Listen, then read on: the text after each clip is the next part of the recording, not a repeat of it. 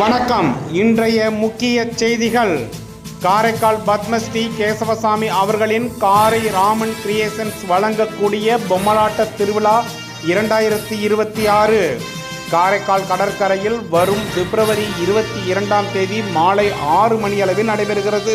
கூடுதல் விவரங்களை நமது செய்தியாளர் வெங்கடேசன் விவரிக்க கேட்போம். வெங்கடேசன், தமிழர்களின் பாரம்பரிய மிக்க ஒரு கலையான பொம்மலாட்ட கலையை எதிர்கால சந்ததியினர் தெரிந்து கொள்ளக்கூடிய வகையில் பத்மஸ்ரீ திரு கேசவசாமி சார் அவர்களுடைய தலைமையில் காரை ராமன் கிரியேஷன்ஸ் வழங்கக்கூடிய பொம்மலாட்டம் 2026 திருவிழாவானது மிக பிரம்மாண்டமாக நடைபெறவிருக்கின்றது.